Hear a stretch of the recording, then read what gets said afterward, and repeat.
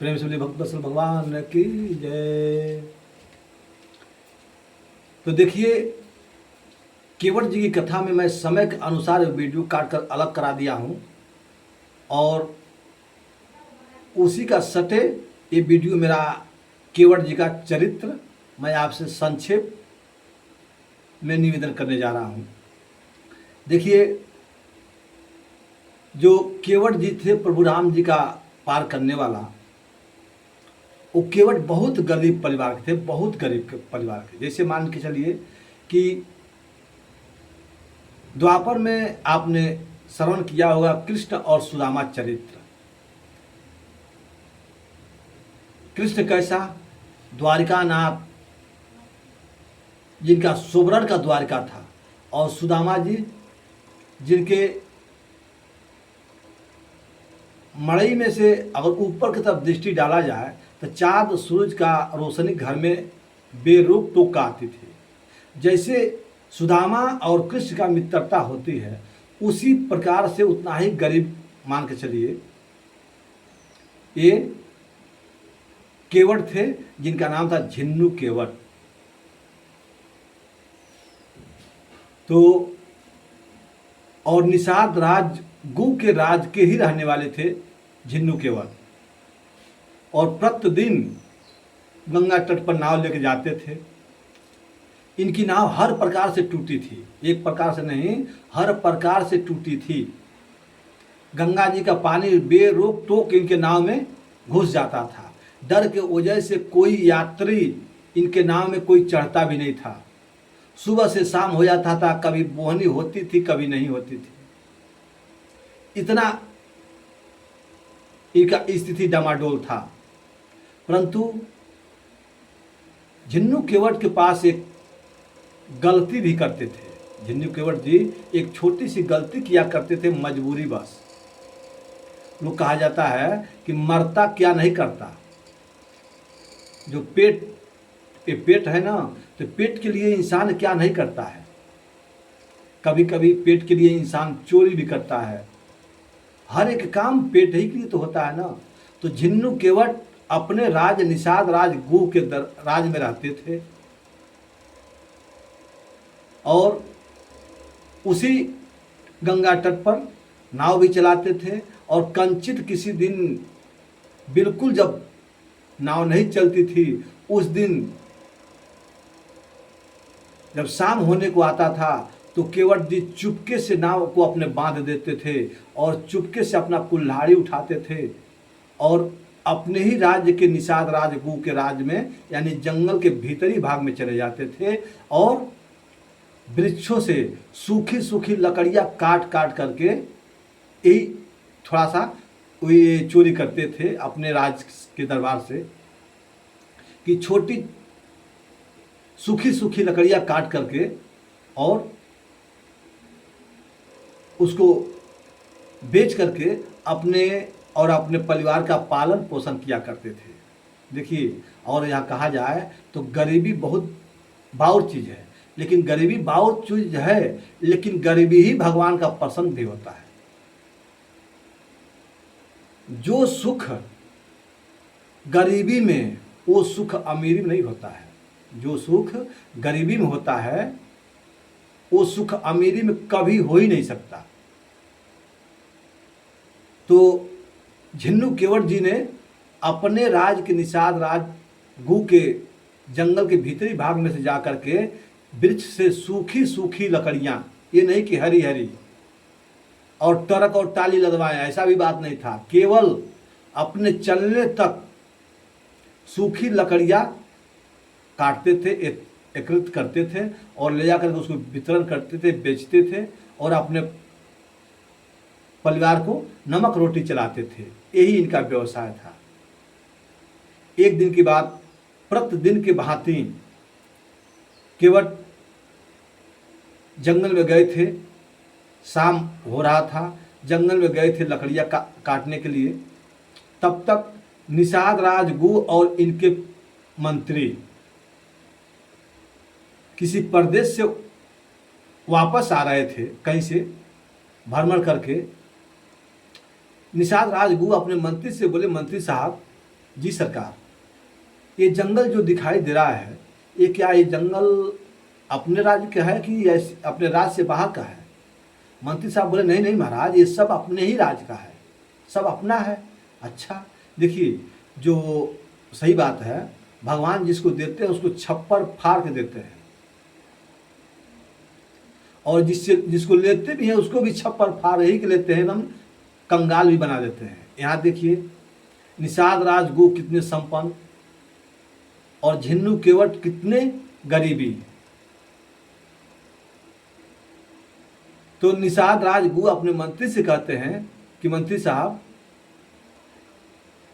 ये सब अपना राज है। जी महाराज, ये सब वन प्रदेश अपने ही राज्य में है। अच्छा, तो चलो थोड़ा सा अपने राज्य है तो थोड़ा सा निरीक्षण परीक्षण यानी थोड़ा भीतरी भाग होकर के आया जाए कि कैसा इधर क्या क्या है।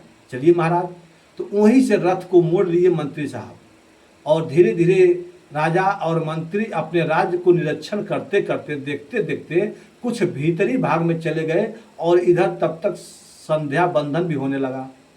दिन महाराज अपने अस्ताचल में जाने लगे। इधर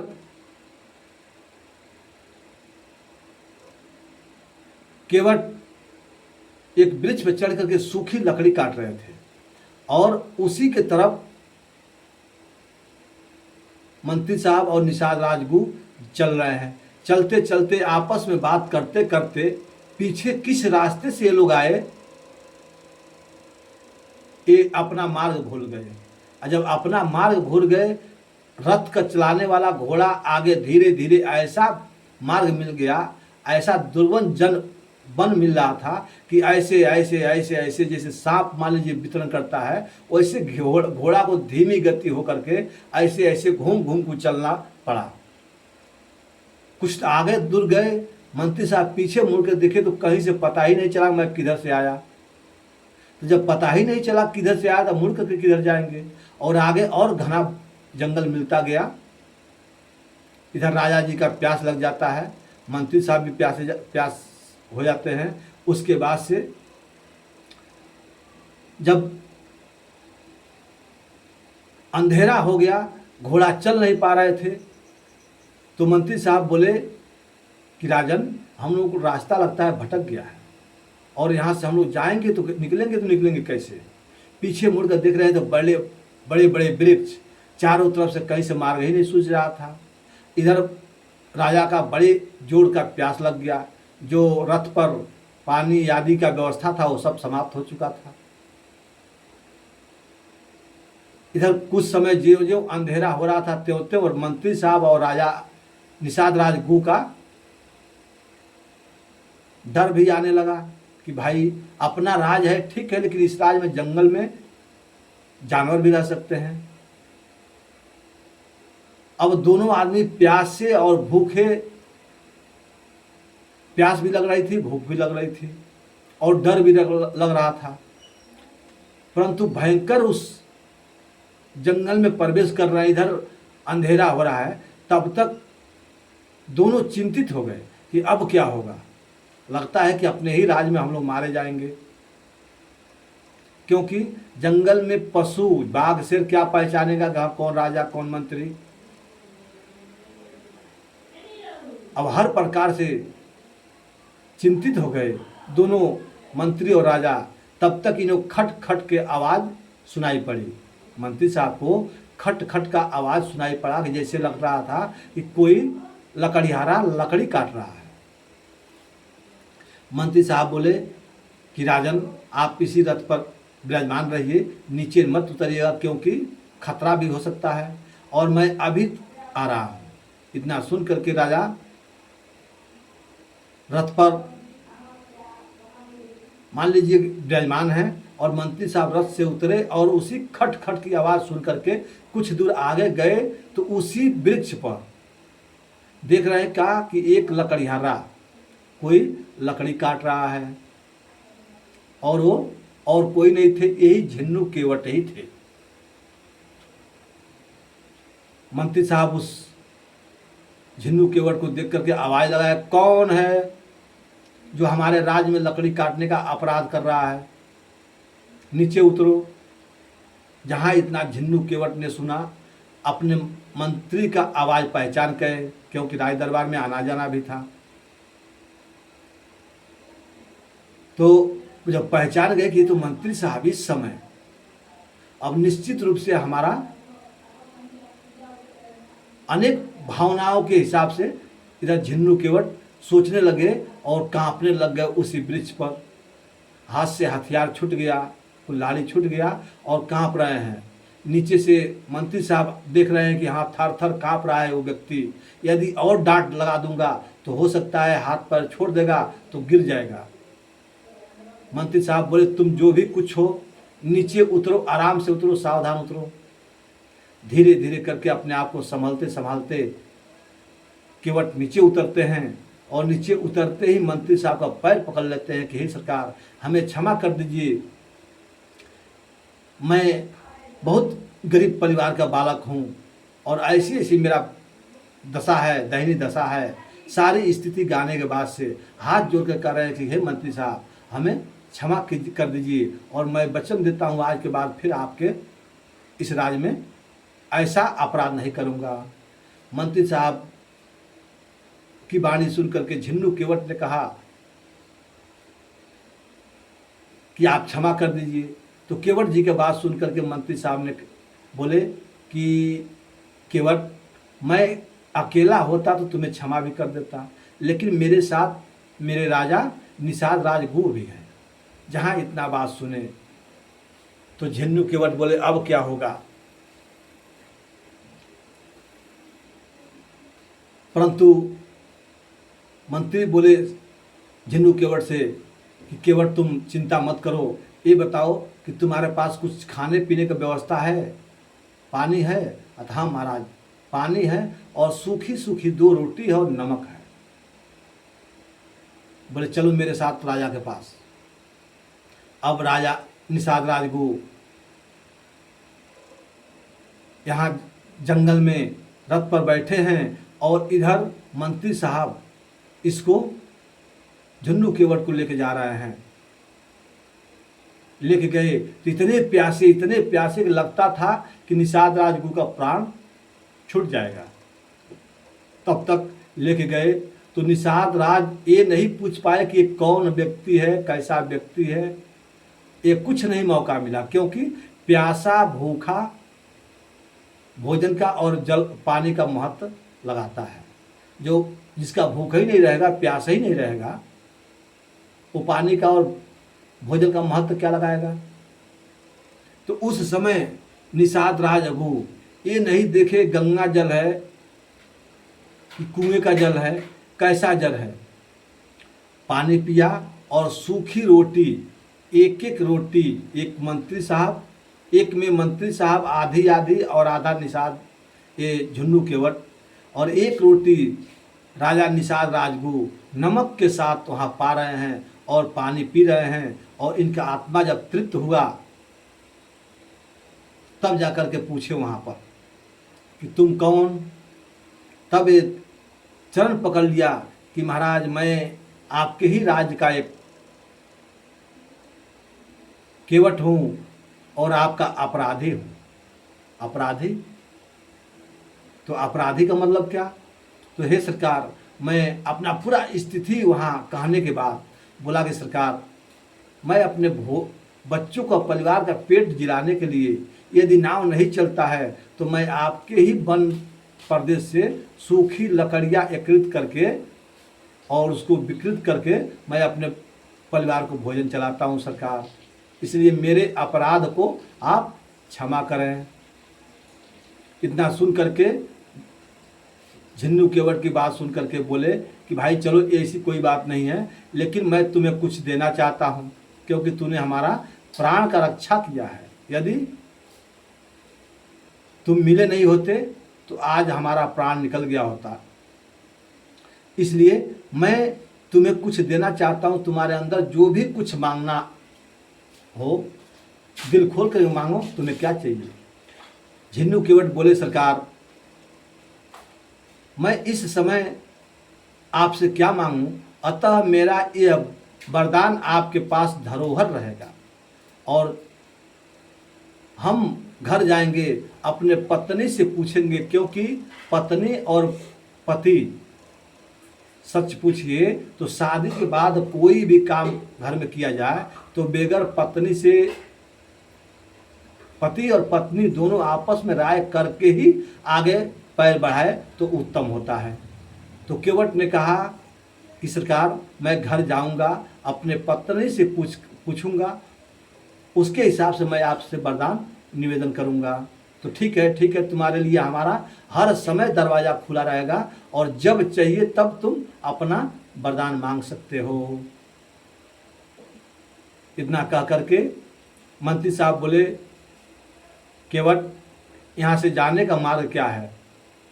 तो केवट ने ऐसा मार्ग बताया कि दुर्गम मार्ग को ऐसा सुगम कर दिया कि 5-10 मिनट का मार्ग में चलने के बाद उनको ऐसा मार्ग मिला कि एकदम फ्रेश मार्ग मिल गया और तुरंत अपने राजमहल चले आए। तो देखिए उसी समय का धरोहर एक कथा झिन्नू केवट का था, जो कि जब जाने कि हाँ हमारे तट पर राम जी आए हैं, लक्ष्मण जी आए हैं, माता सीता जी आई हैं, तो भागे भागे गए। पूरे रात निषाद राज के साथ जागते हैं और पूरे समझ जाते हैं कि हाँ ये शक्तिमान प्रभु राम हैं, जो लीला के हेतु इनका अवतार हुआ है। तुरंत भाग करके जाते हैं अपने पत्नी के पास और पत्नी पति दोनों आपस में राय करते हैं कि इस समय वही पत्नी बोली कि बहुत बढ़िया अवसर है, आप अपने राजा निषाद राजगुरु के पास जाइए और अपना धरोहर रूप वरदान मांगिए और उस वरदान में यही मांगिए कि हे सरकार मैं ये चाहता हूँ कि मैं अपने टूटी हुई नाव पर प्रभु राम जी का बिठा कर गंगा पार करना चाहता हूँ। तो यही वरदान उनका था जो कि प्रभु राम जी के झिन्नू केवट ने पार उतारा था। इसमें कई लोग प्रश्न करते हैं कि जो निषाद राजगुरु थे ना, उन्हीं को लोग कहते हैं कि नहीं वही पार लगाए। नहीं वो पार नहीं लगाए। यदि वो पार लगाते तो यहाँ कथा कहती है कि प्रभु राम जी के साथ निषाद राजगुरु भरद्वाज आश्रम जाते हैं, उसके बाद आगे तक जाते हैं, वहाँ तक जाते हैं कि एक बहुत बड़ी नदी मिलती है जहाँ निषाद राजगुरु और लक्ष्मण जी मिलकर के अपने हाथों से बांस काट करके एक नाव बनाते हैं और उस नाव में कोई खवनियार नहीं रहता है। उसी जगह से प्रभु राम ने निषाद राजगुरु को वापस किया था। गहरी नदियाँ, बांस का बेड़ा और लक्ष्मण वहाँ पतवार के रूप में है और वहीं से निषाद राज केवट को प्रभु राम ने वापस किया था। तो ये बताइए कि यदि राम जी के साथ निषाद राज आगे बढ़ रहे हैं तो ये केवट कौन है जो उधर से नाव लेके आ रहा है? इसलिए कथा में सिद्ध होती है कि निषाद राज गु भगवान के मित्र थे, जो कि उनके साथ कुछ दूर तक वन प्रदेश में जाते हैं। और ये झिन्नू केवट निषाद राज गु के दरबार का एक मलाह थे, जो प्रभु का पार उतारने का सौभाग्य प्राप्त हुआ और इनके हाथ से अपने पितरों को, अपने गांव को, अपने बीवी बच्चों को, सबको प्रभु का चरण का धोया हुआ गंगा जल अमृत के रूप में सबको वितरण करके धन्य कर दिया और अपने ही भी धन्य हो गया। प्रेम से बोलिए भक्त वत्सल भगवान की जय। हाँ, राजा रामचंद्र महाराज की जय, सरजू मैया की जय, गंगा मैया की जय। प्रेम से बोलिए भक्त वत्सल भगवान की जय।